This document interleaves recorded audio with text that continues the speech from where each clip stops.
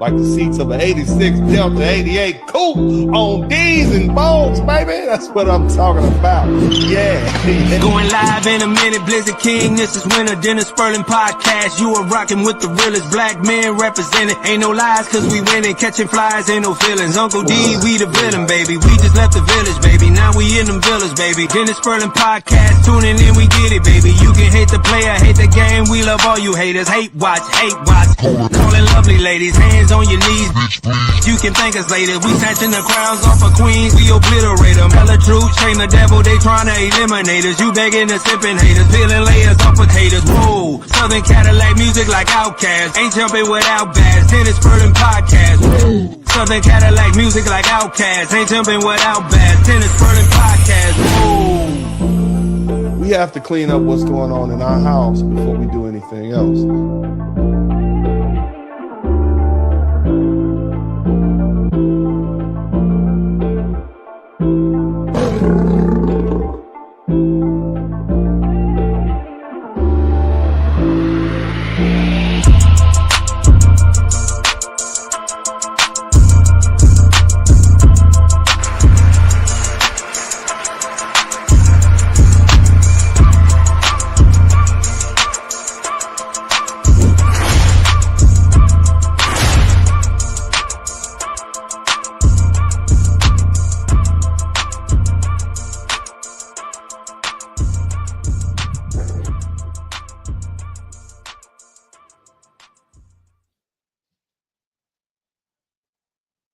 Hey, what's up, everybody? This is the Blizzard King with the cold, hard truth. And I want to talk to everyone today about, well, let's talk about something we don't hear much about. That's being alone, okay? Not scrolling on your phone or zoning out in front of a screen, but truly being by yourself with your thoughts, your goals, and with your purpose. In today's world, where we're constantly connected, being alone often gets a bad reputation. People might call you antisocial and think you're lonely. But what if I told you that some of the most successful people in history, whether we're talking about Michael Jordan, whether we're talking about some of the famous artists like Prince or some of the famous authors like James Baldwin, did their best work in solitude? There's a book by Renuka Gavrani, and it's called The Art of Being Alone, and it breaks down beautifully solitude, and it said it's not just okay, it's necessary. And that's pretty much the theme of the book. And this is especially true for those of us in urban environments where distractions and noise, and you constantly have people pulling at you everywhere. And so what I want to do is I want to kind of get into this notion of being alone, Let me say this. Solitude is self-care. Dealing with everyone else's opinions and drama and expectations, that can drain your energy. And Gavrani reminds us that solitude is self-care. It's how you recharge your emotional and mental battery. I want you to think about King David from the Bible. Before he became king, he spent time in the wilderness alone. That's where he wrote his most beautiful songs and strengthened his connection with God. And that time alone gave him the strength to face giants and lead a nation. Or consider Prince, the musical genius behind Purple Rain and so many other masterful works. Prince spent countless nights in his home studio at Paisley Park, layering tracks by himself, experimenting and letting his creativity run free. Solitude allowed him to explore his artistic vision without distractions. He was able to create music that instills and inspires generations. And for us, solitude isn't about running away from responsibilities. It's not about being antisocial. It's about making sure we're ready to handle all the things that come along with that, with society and with our responsibility. Look, you need to get to know yourself. Okay. How many of us really know who we are without all the noise? Okay. Without all the social media, the friends or the family. How do we? Do we do that? We know? See, the foundation of healthy relationships starts with knowing yourself. Look at Michael Jordan. He spent hours alone in the gym shooting hundreds of jump shots after the team practice was over. This wasn't just physical, it was mental. Jordan created an intense inner world where he pushed himself to outthink and outwork his opponents. His focus and his self-awareness were what made him a legend.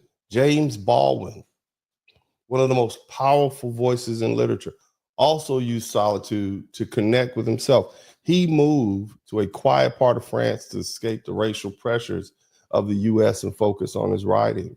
And in that isolation, Baldwin produced the groundbreaking work that we all know, The Fire Next Time. And that shaped conversations about race and identity, even today. Okay, we don't spend time alone figuring out who we are. Okay, if we don't do that, we'll end up living someone else's version of our life. Look, silence is powerful. Urban life is loud. There's always someone or something competing for your attention. But that silence is where the magic happens. It's where you hear your inner voice. Think about Thelonious Monk. And all you young people out there, you probably don't even know who that is. Well, he was one of the greatest jazz musicians in history. Okay, and he understood this. Monk spent hours alone at his piano experimenting with melodies and techniques that didn't follow the rules. It was that silence and that solitude that he created the masterpieces like Round Midnight. Even Kobe Bryant, he would be alone in the gym at 4 a.m., dripping in sweat before anyone else arrived. He wasn't just training his body, he was training his mind. Solitude gave him the space to mentally rehearse and focus and perfect his craft. Alone is not lonely, okay? Being alone does not mean you're lonely. Aloneness is a choice. It's about finding peace in your own company. Look at Steph Curry. And I know I keep throwing these athletes out there, but this is who you know. This man is an NBA three-point king. He's done things with the three-point shot that's literally revolutionary in modern times. This man often works alone before games. His pregame warm-ups are legendary for their precision and focus. Those solitary moments allow him to sharpen his skills and block out the doubts people once had about his size and ability. When Prince worked alone in his studio, he wasn't lonely. He was immersed in his purpose. When James Baldwin wrote Alone in France, he wasn't disconnected. He was deeply connected to the truths he wanted to share with the world. The same goes for you. When you embrace being alone, when you realize you don't need anyone else to validate your worth, you'll find something. Use your alone time to level up. See, solitude isn't just about finding peace. It's about finding productivity. Without distractions, you can finally focus on leveling up. That business idea you're putting off, that fitness goal you've been ignoring. Alone time is where you make it happen. Get that Mamba mentality like Kobe Bryant. That was built in those early morning workouts where he perfected his footwork and shot mechanics and strategy. Prince's solo sessions in Paisley Park gave us timeless classics. Steph Curry, his solitary focus turned him into one of the most revolutionary players in basketball history. What could you accomplish if you use your alone time wisely, instead of trying to figure out how you can fill it up being distracted by phone calls and hanging out with people in places you probably don't need to be, spending money you really don't have? Fam, you got to protect your energy. How many of us have people in our lives who drain us? Okay, and that's why it's important to set boundaries to protect your energy.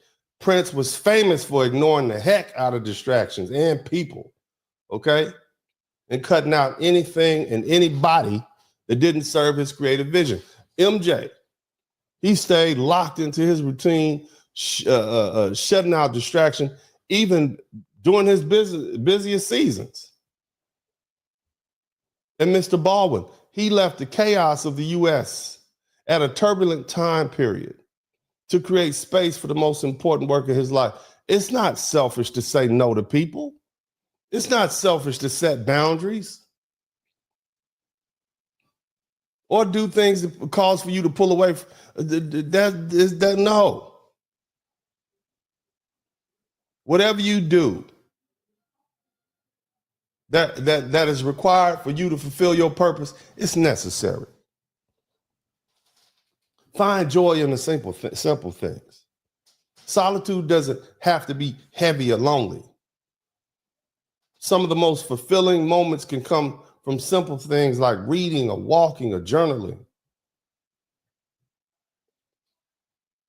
I talked about the Aloneness monk and the hours he spent at his piano, discovering new ways to play. That's joy. Kobe in the morning envisioning his gameplay and those early mornings in the gym. That's joy.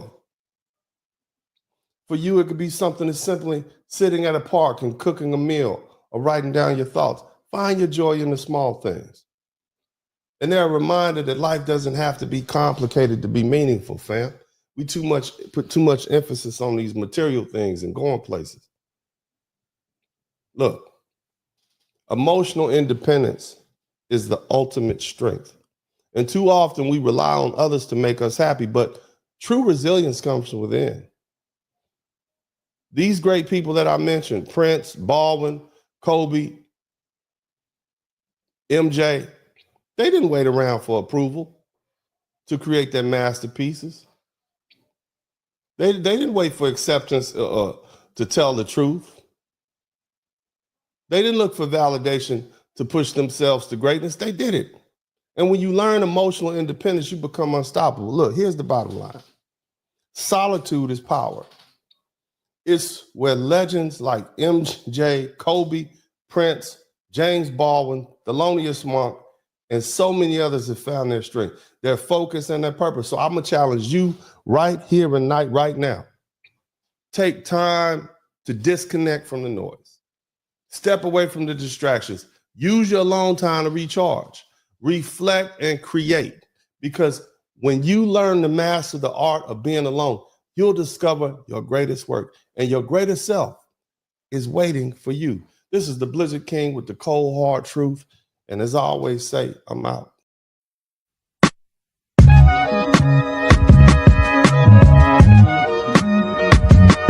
Dennis Burley Podcast.